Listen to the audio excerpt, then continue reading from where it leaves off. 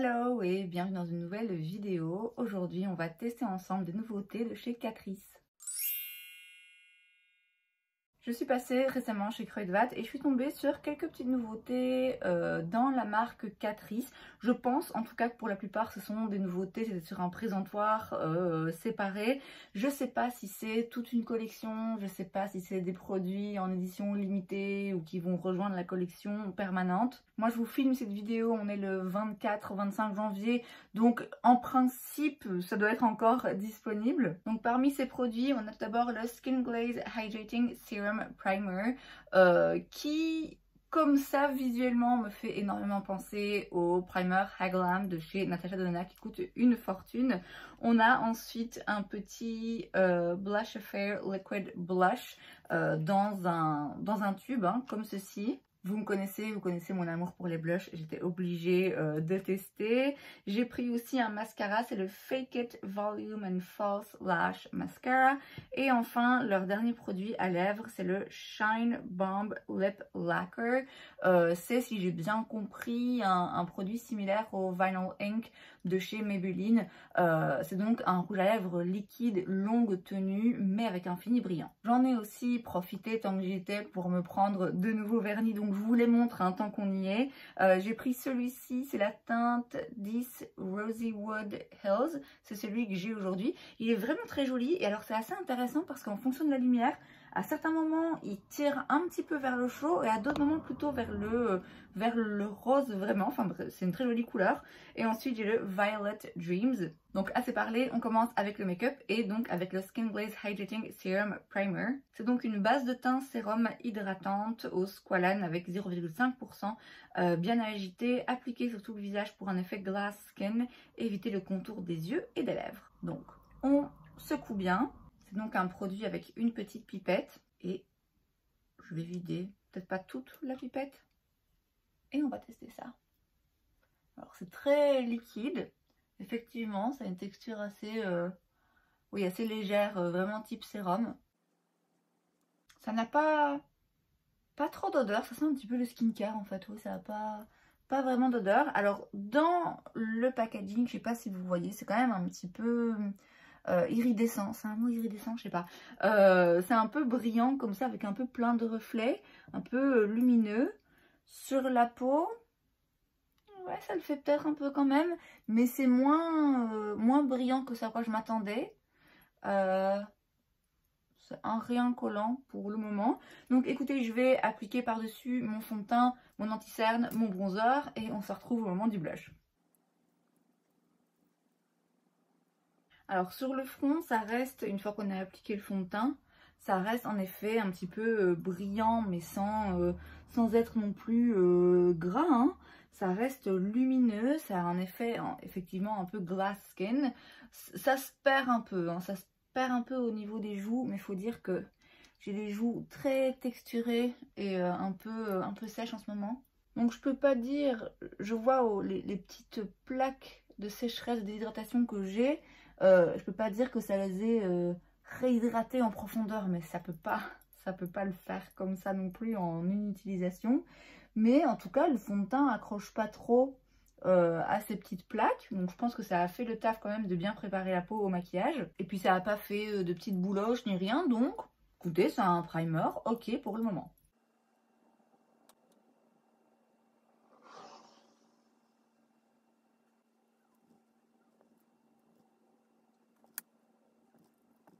Donc l'anti-cerne et le bronzer c'est fait. On va donc passer au blush. C'est donc le Blush Affair Liquid Blush dans la teinte 040 Velvet Rose. Ils disent aussi de bien agiter. C'est en effet assez liquide on dirait. Alors je vais pas faire de dinguerie. Je vais le mettre sur le dos de ma main. Ah oui, il faut en effet bien agiter parce que là je vois que c'est très liquide.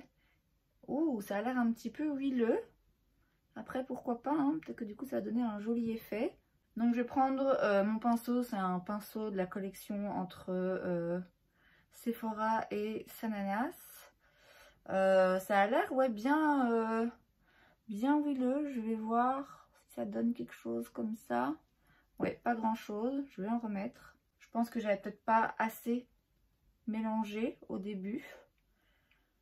J'essaierai bien avec une éponge, mais j'ai l'impression que l'éponge, elle va boire le produit.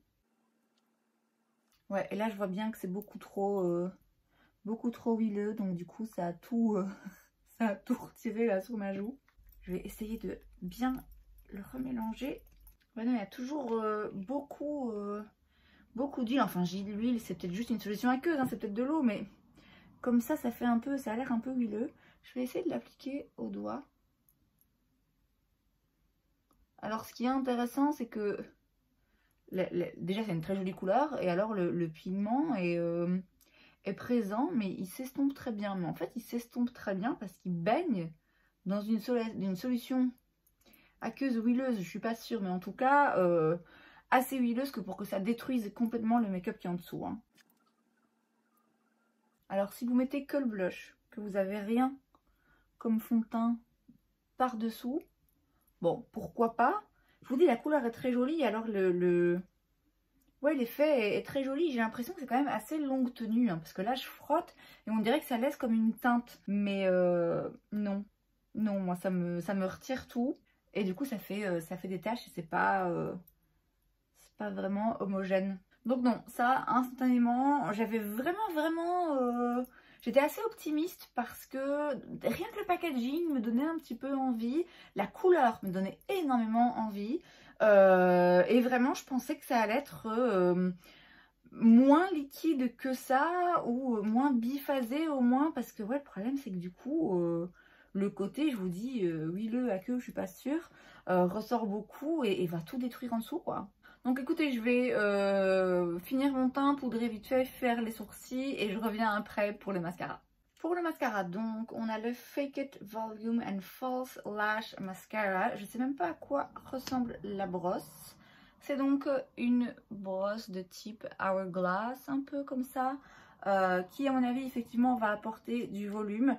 J'ai déjà testé un mascara de chez Catrice dans ce genre de packaging. C'était le Left It, je sais plus, mais c'était ouais, les mêmes genres d'écriture, sauf que la couleur de l'emballage était orangée, il me semble. J'avais pas été à 100% satisfaite. J'ai deux mascaras de chez Catrice, Glam & Doll, mais j'ai une version waterproof et une version tubing, et en fait le waterproof est difficile à retirer, le tubing se retire bizarrement et fait des petits morceaux. Bref, du coup je suis pas hyper fan non plus.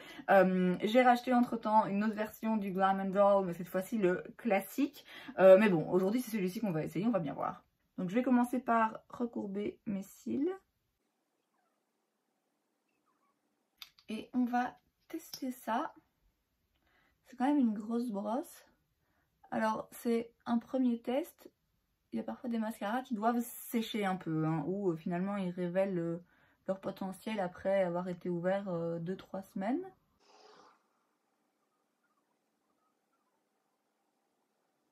Écoutez, là comme ça il a l'air pas mal. Alors pas forcément tellement de volume à la base, ça reste assez discret, mais par contre ça les a vraiment bien allongés et bien recourbés. Écoutez, oui, je l'aime assez, je trouve qu'il sépare bien, il donne un joli effet en fait, il donne vraiment un joli effet. Alors c'est pas l'effet le plus noir, le plus volumateur. C'est pas l'effet qui donne le plus de volume et qui charge le plus les cils et qui les rend vraiment noirs et intenses. Mais c'est très joli par contre. C'est vraiment très joli. Je trouve que ça ouvre bien le regard. Donc écoutez, j'étais sceptique et puis finalement, très joli mascara. Et on va donc finalement tester le Shine Bomb Lip Lacquer. Moi je l'ai pris dans la teinte 010 French Silk. C'est donc un rouge à lèvres liquide brillant en coloration intense, port confortable, ne se dessèche pas, bien agité avant usage. D'abord je mets le crayon à lèvres, je prends le Plump & Go Liner de chez Catrice, celui que j'adore dans la teinte 040.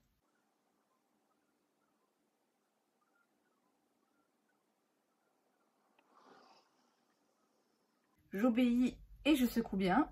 Voilà à quoi ressemble l'embout. Ça sent le caramel un peu, j'ai l'impression.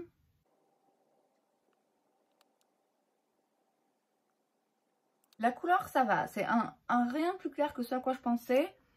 Un rien plus pêche que ce à quoi je pensais, mais ça va. C'est juste ce qu'il faut quand même. Alors, effectivement, c'est relativement confortable. Après, j'avoue que j'ai les lèvres un petit peu sèches. Alors, c'est pas à 100% sans transfert, mais bon, c'est pas mal. Après, c'est pas particulièrement brillant. Ça colle un peu. En fait, le côté brillant, dès que vous avez touché un petit peu un truc, bah, il disparaît complètement. Donc ça reste pas brillant si longtemps que ça, et c'est pas très brillant. J'ai l'impression que c'est un petit peu moins brillant quand même que les Vinyl Ink de chez Maybelline. Vous voyez, dès que je touche un petit peu mes lèvres, on perd le côté brillant. Après, bon, c'est vrai que c'est pas un mat, hein, c'est pas un mat. Ça va en faire du coup, effectivement, par définition, un produit un petit peu plus confortable à porter. Après là, ouais, il ne paraît pas particulièrement confortable non plus si je compare avec un gloss ou avec une huile à lèvres ou avec un baume. Maintenant, bon, c'est pas le même produit, donc comparons ce qui est comparable par rapport à d'autres produits, d'autres rouges à lèvres liquides du même genre. Effectivement, c'est un confort relativement plus agréable qu'un rouge à lèvres liquide mat qui vraiment, bon, ça dépend lesquels, mais globalement assèche un petit peu plus. Maintenant, j'ai pas l'impression que, ouais, ça va pas rester joli sur les lèvres. J'ai l'impression de voir déjà que ça file un peu dans les plis et que ça va pas avoir un trait... Non, c'est pas très joli. Alors, je vais bien avouer que mes lèvres pour le moment sont un petit peu sèches, elles sont pas dans leur meilleur état, mais c'est pas catastrophique non plus, très franchement. Et là, je sens que... ouais, je sens qu'au-delà du fait que ce soit pas si confortable que ça, c'est vraiment pas joli en fait. Donc écoutez, pour ces 4 produits... résultat mitigé. Le primer, il a l'air joli. Est-ce qu'il est très spécial? Est-ce qu'il fait quelque chose de particulier? Je suis pas sûre, mais je vais continuer à le tester. Le mascara, très très belle surprise. Franchement, je m'attendais pas à grand chose. Et puis finalement, je le trouve très joli. C'est pas encore une fois un truc hyper intense et volumineux, mais très beau, je trouve, très beau résultat. En plus, là, j'ai vraiment mis une petite couche en finesse et ça fait quand même vraiment le taf. Par contre, déçue du blush liquide. Alors là, comme ça, en vidéo, c'est pas moche, mais moi, je vois bien que ça a tout retiré. L'avantage, c'est que je pense qu'il y a moyen que ce soit longue tenue. Mais bon, moi, avoir un blush longue tenue, très bien. Mais si en dessous, j'ai plus rien, ça m'intéresse pas. Et puis, le produit pour les lèvres, là, je suis pas... non, je suis pas convaincue. Alors a priori c'est déjà pas le genre de produit après lesquels je cours parce que j'aime autant soit mettre un rouge à lèvres liquide mat mais trouver une formulation qui est pas trop asséchante pour avoir vraiment le côté longue tenue sans transfert et qui bouge pas, ou alors je mets un truc plus hydratant, mais alors je vais faire un gloss ou une huile à lèvres et je sais que bon ça tient un petit peu moins sur la durée mais au moins c'est plus confortable. A priori si je peux avoir le meilleur des deux et avoir un produit qui est d'une part longue tenue et d'autre part confortable, comme c'est le cas par exemple de Vinyl Ink de chez Maybelline, très bien. Là, en réalité, j'ai l'impression que j'ai le pire, le pire des deux. C'est-à-dire que j'ai le côté brillant qui finalement disparaît assez rapidement et j'ai les inconvénients en fait d'un rouge à lèvres mat parce que je vois qu'il y a tout qui file dans les plis, c'est vraiment pas joli et c'est franchement pas si agréable que ça. Alors le côté agréable et confortable, voilà, je le prends pas à 100% en compte parce que au risque de me répéter, j'ai les lèvres un petit peu sèches en ce moment, on est en plein hiver donc voilà, forcément c'est le genre de produit a priori que j'ai pas trop envie de mettre, que je trouve pas hyper agréable à appliquer, mais même en mettant ça de côté, je vous dis, je trouve juste vraiment pas ça joli en fait. C'est donc un 50-50. Maintenant, je vais continuer de toute façon de les tester dans les semaines qui arrivent et je vous en donnerai des nouvelles. Et c'est donc tout pour cette vidéo. J'espère que ça vous a plu. Si c'est le cas, n'hésitez pas à laisser un like. Vous pouvez aussi vous abonner à ma chaîne parce que c'est gratuit, donc pourquoi pas. Et moi, je vous vois la prochaine fois. Bye!